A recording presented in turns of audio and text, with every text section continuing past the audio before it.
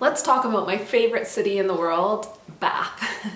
If you haven't been following along on this Anglophile series, you may not know that I have been talking all about how we can brew a proper cup of tea, how the best things to do in London that will give you a true Anglophile experience, and today we are going to talk about Jane Austen's Bath. If you're unfamiliar with Bath, Bath is a spa. There is a thermal hot spring under the city of Bath. And so Bath was really made popular by the Romans when they came over to England and they made a spa on top of the city. And you can still visit this spa today. Now, I originally wanted to move to Bath because I had seen some YouTubers, they had just moved there, and I thought it looked insane and it looked lovely and it looked like straight out of a Jane Austen book. And I was a little bit surprised when I came over and not everything looked Georgian and like a period drama, but it is still stunning. And even though I live 20 minutes away, I hope to move there one day. So if you're headed to Bath, here's some of the things that I recommend that you check out. Bath is a very, very, very small city. You truly can just get around on foot if you have no issues with walking. So the first thing that I would recommend that you do is just go on a walk of the city. There really is only a small center of the city and therefore you can get around quite easy. But if you just go on a walk, you can head up to the Royal Crescent, and before you hit the Royal Crescent, you will get the circus. I'm not too sure why it's called the circus, but it is the most stunning area with townhouses. And remember how I said Bath was really formed by the Romans? Well, in these houses at the circus, you can see so many Roman symbols and caricatures and moldings into the Bath limestone. And so it is really amazing to see that Roman influence on such a quintessentially British city. Now, once you go past the circus, you will then come up to the Royal Crescent. Now, I believe the Royal Crescent is called the Royal Crescent because I don't even think it's current. I think just at one point there was a royal of some sort that had a townhouse at the Royal Crescent, and that's why it's called the Royal Crescent. Now, some of the homes that are in the Crescent are privately owned. I believe there's even a council home, which is like a subsidized living flat or apartment in the Royal Crescent, which is insane. And there's also a museum. I've never been to the museum, but I hear it is amazing. And there's also a hotel, which has the most stunning garden and spa and rooms. And so I would absolutely love to stay there one day, perhaps when I just need a little staycation.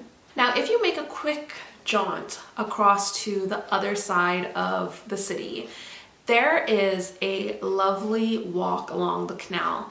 And I think that's something that a lot of people don't fully realize when they come over, but especially if you're an Anglophile, it is one of the most quintessential experiences that you can have when you come over here. Getting a picnic basket, walking along the canal, getting your sun hat, and just taking in the experience of the water and the boats going by.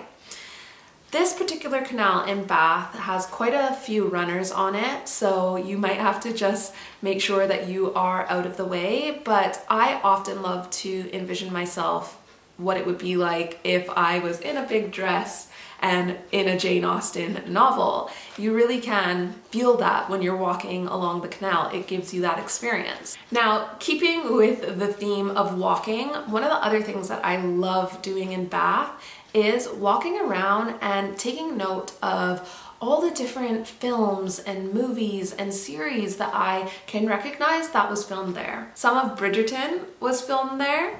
Do you recognize this location from Bridgerton season 1? It's the location where they filmed multiple carriage scenes. You can see it going on like in the background, this location. And it's also the location where Eloise and Penelope are talking about pregnancy. So Daphne may be in love. Does she think it an accomplishment? What exactly has she accomplished then? She certainly did not build that man or bake him. He simply showed up. Now he straggles about. And as you can see, that is just one small area that they featured in Bath. However, there is a shop, which I can briefly show you in this next clip, that you will recognize as the modiste in Bridgerton as well. Persuasion is coming out soon, and so much of that was filmed in Bath. You will definitely recognize the Royal Crescent. He must be after something. Why are you so suspicious? I am willing to work for my titles. Imagine my... And so, as you can see, you can really walk around Bath and see how many films have been filmed there. Willy Wonka was even filmed there recently as well. Now, you can't go to Bath Spa without experiencing the Roman baths or Thermae Bath Spa. The Roman baths is where you can go and see the actual bath and see what it was like when the Romans would go down underneath the ground and go into the spa. They have tons of holograms and information where you can really envision what it looked like when it was in its prime. Furthermore, when you head to Thermae Bath Spa, you can then also go and enjoy the waters and experience what the true hot spring experience is like. Now, I've mentioned Jane Austen so many times in this video already, but you truly can't go to Bath without going to the Jane Austen Museum.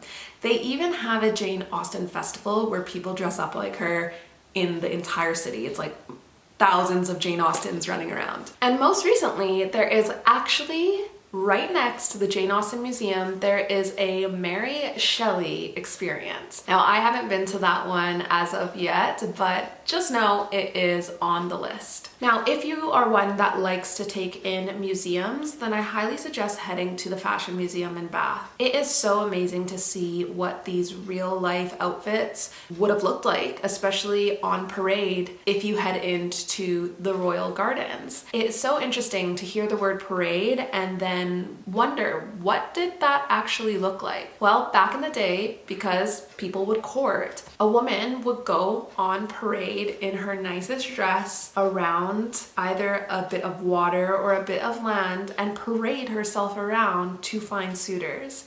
And I guess maybe that's where the term came from, parade around.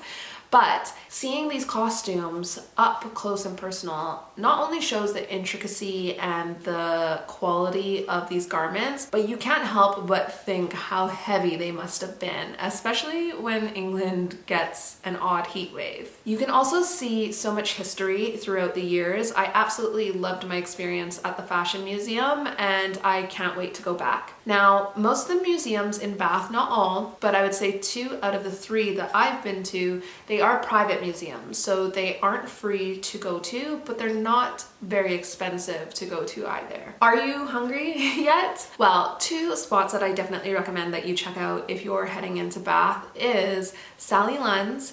Now, Sally Lunn's is the home of the original bun house, quite the claim. And basically it is a piece of bread that looks like a bun, and then you can add different toppings to it.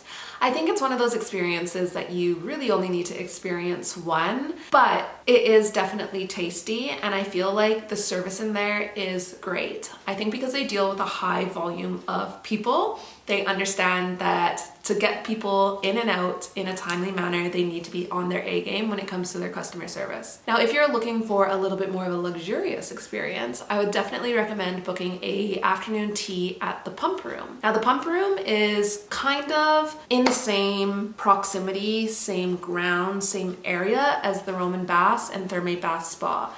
I think the spring is underneath those 3 businesses, and so you really might want to visit the Pump Room for afternoon tea and then go to the Roman Baths and then maybe finish your day at Thermae Bath Spa. However, you definitely will want to take in the afternoon experience at the Pump Room. It is a little bit pricey, and I definitely don't think that you will leave there feeling stuffed. It is beautiful small canapes as a part of your afternoon tea. However, it is an experience to be had. They have an in-house, I believe, 3-string quartet, and they are beautiful. and you can even check out some of the Roman baths. So perhaps budget was a bit of an issue for you. If you don't have the budget to go into the Roman baths, you can see some of it from inside the pump rooms. Now, my last thing that I think you will love to check out when you're in Bath is the Buskers. You bet you didn't think that I was gonna say that. Just outside the Roman baths and just before you see Bath Abbey, which isn't on the list, but maybe it should be,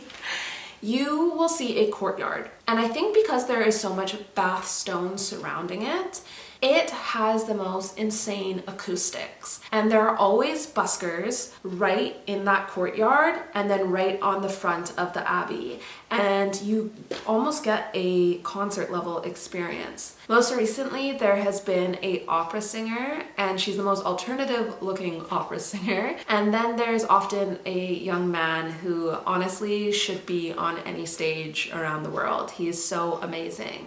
So you really can take in a quality musical experience for free just outside Bath Abbey and the Roman baths. Anyways, my friends, that is it for Bath. I know this is a little bit of a longer one, but it is truly my favorite place in the UK. Let me know if you're coming over to visit, or let me know if you have visited. Did you like Bath? What was your favorite part about it? Thanks for watching.